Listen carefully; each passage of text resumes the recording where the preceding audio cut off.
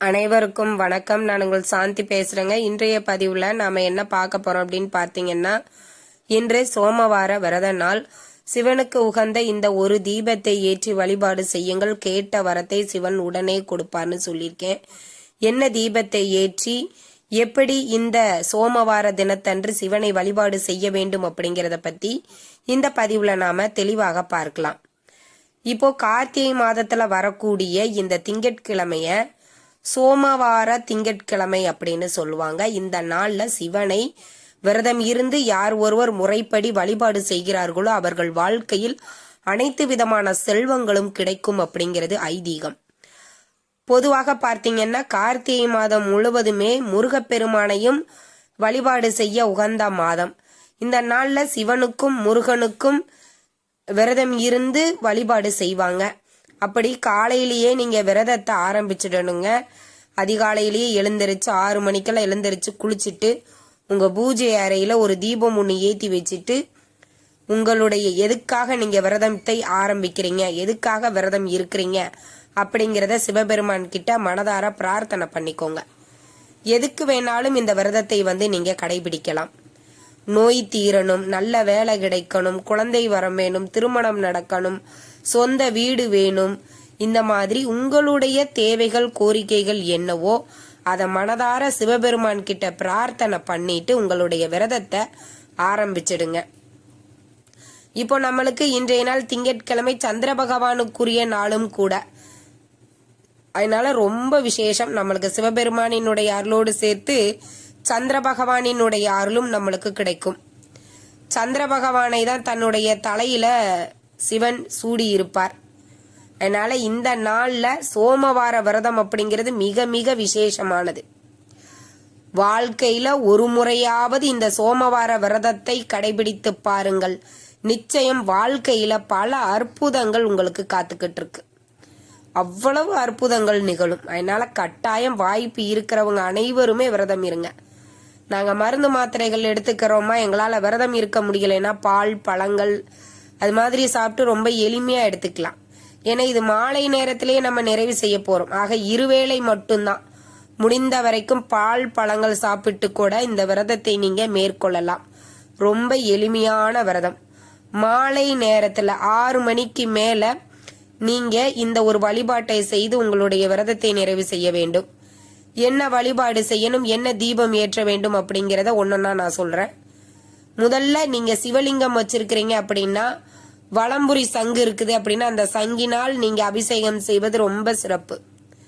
பால், திருநீரு, தேனு, இளநீரு, பன்னீரு, சந்தனம் அப்படின்னு உங்ககிட்ட என்ன பொருட்கள் இருக்குதோ அதை கொண்டு அபிஷேகம் செய்து வில்வ இலைகளால அலங்கரித்து வாசனை நிறைந்த மலர்களால சூடி மஞ்சள் குங்குமம் வச்சுக்கோங்க. எங்க வீட்டுல சிவலிங்கம் இல்ல, வெறும் படம் மட்டும்தான் வச்சிருக்கோம்னா நீங்க அந்த படத்திற்கு முன்னாடி நெய்வேத்தியம் தீபங்களை ஏற்றிக்கோங்க.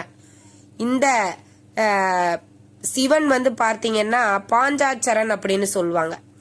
இவருக்கு 5 எழுத்து ரொம்ப விசேஷம். நமசிவாய அப்படின்னு பார்த்தீங்கன்னா 5 எழுத்து தான். இப்ப சிவனை பாஞ்சாட்சரன் அப்படின்னு சொல்லுவாங்க. அந்த சிவனுக்கு பாஞ்சாட்சர தீபத்தை ஏற்றி இந்த நாள்ல நாம வழிபாடு செய்வது மிக மிக சிறப்பான பலன்களை தரும். சிவனினுடைய அருளை நம்மளுக்கு பரிபூரணமாக பெற்றுக் கொடுக்கும். என்ன தீபம் ஏற்ற வேண்டும்னா, பூஜைக்குண்டான ஒரு தட்டு எடுத்துக்கோங்க. அந்த தட்டுல 5 அகல் விளக்கு ஏத்திக்கோங்க. ஏன்னா பஞ்சபூதங்களுக்கு அதிபதி யாருன்னு பாத்தீங்கன்னா சிவபெருமான் தான். அதனாலதான் பாஞ்சாட்சரன் அப்படின்னு அவரை சொல்லுவாங்க.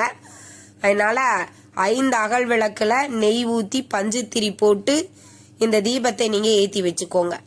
ஏத்தி வச்சுட்டு நெய்வேத்தியமா நான் முதவே சொன்ன மாதிரி தான் சாம்பார், சாதம், பொரியல், வடை, பாயாசம் வச்சு நிறைய பேர் வழிபாடு செய்வாங்க.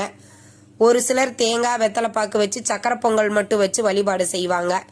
இது நெய்வேத்தியம் உங்களுடைய விருப்பம்.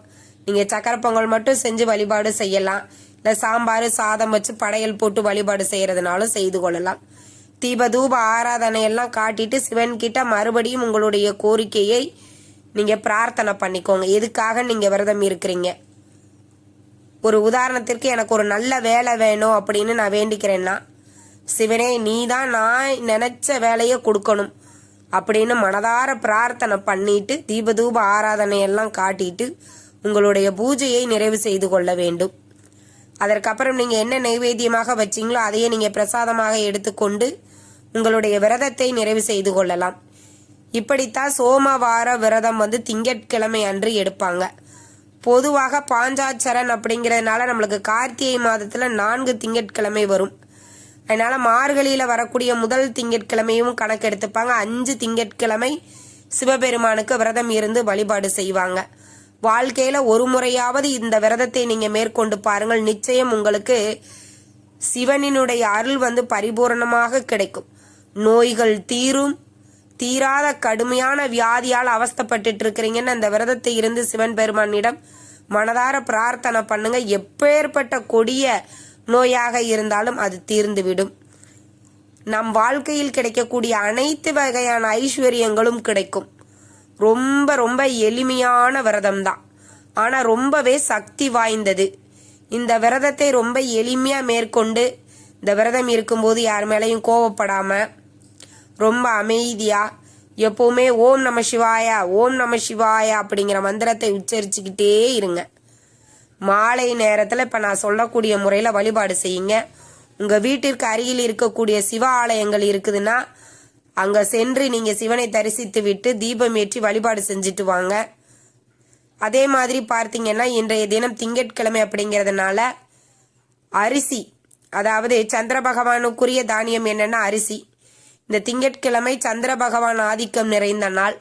இந்த நாள்ல யாராவது இருவருக்கு உணவு அன்னதானம் செய்வது மிக மிக அற்புதமான பலன்களை உங்களுக்கு கொடுக்கும். அதை விட யாருக்கு வாங்கி கொடுக்கலாம் அப்படின்னா, கோவில் வாசல்ல ரொம்ப ஒருவேளை சாப்பாட்டுக்கே வழி இல்லாமல் சன்னியாசியாக உட்கார்ந்துருப்பாங்க, அவங்களுக்கு வாங்கி கொடுப்பது அப்படிங்கிறது ரொம்ப சிறப்பு.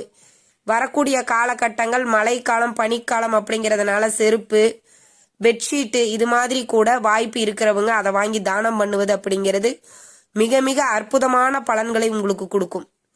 இன்றைய நாள் அப்படிங்கிறது அதிவிசேஷமானது.